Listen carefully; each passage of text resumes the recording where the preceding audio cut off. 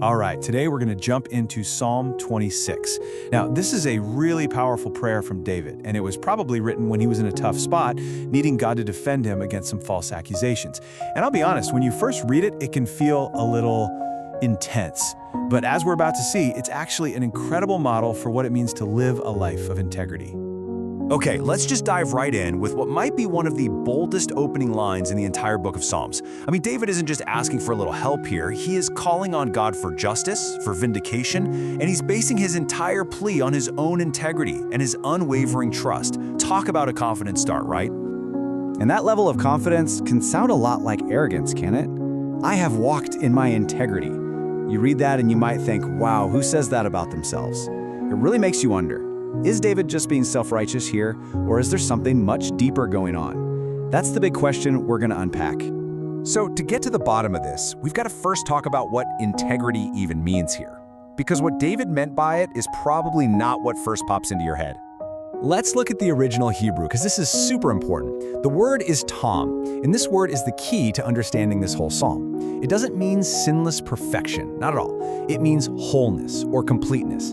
Think of it like this. It's a life where all the pieces, your thoughts, your actions, your beliefs, they all fit together, and they're all consistently pointed in the right direction, towards God.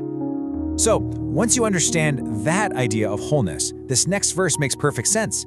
Instead of trying to hide his flaws, David just throws the doors of his inner life wide open. He's so confident in the overall direction of his heart that he's basically saying, God, come on in, look at everything, test it all. And the language he uses here is just fascinating. The words for test and try are the exact same words they would use to describe smelting gold or silver. You know, that process of using intense heat to burn away all the junk, all the impurities, to reveal what's actually genuine and pure underneath.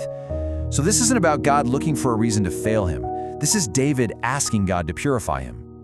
So, how does David back up this claim of living a whole life? Well, his main piece of evidence is about the company he keeps and the company he doesn't keep. See, for David, integrity isn't some passive state of being. It's an active lifestyle. It's defined by these two very conscious choices: what you intentionally separate yourself from and what you intentionally draw near to.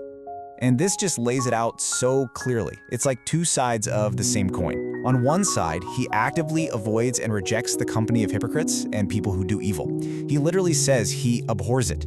He wants no part of that. And on the other side, he passionately runs toward God's presence. He loves being where God's glory is. It's a very clear line in the sand.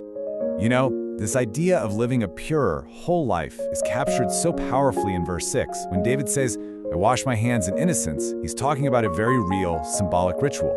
It was like a public declaration, a way of signaling to everyone and to God that his conscience was clear and that he was ready to enter into worship.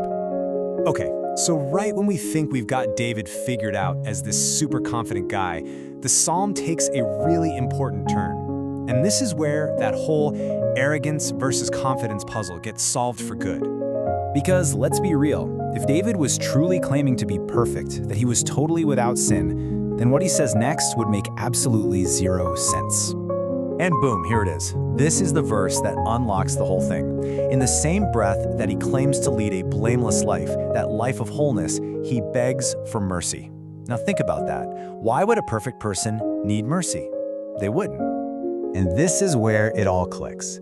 David's confidence isn't in his own flawless report card. It's rooted in the character of God.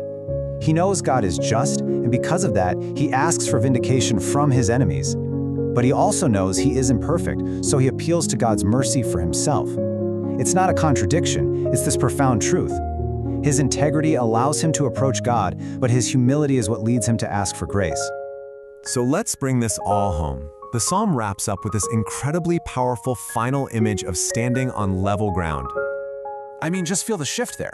He starts out this prayer pleading for help, feeling attacked and on shaky ground, and he ends here, secure, stable, confident. His foot is on level ground. So what is this level ground? Well, it's not something he achieved on his own. It's the secure foundation that God provides through his mercy. It's a place of safety. It's freedom from that constant danger of slipping and falling. And it's what ultimately gives him the confidence to stand up in front of everybody and praise God. And so, this ancient prayer leaves us with a very modern challenge. To live with that Tom, that wholeness, it means rooting our confidence not in how perfect we are, but in God's merciful character. So the question for us is, in a world that feels like shifting sand, what is the level ground God has provided for you, giving you the confidence to stand?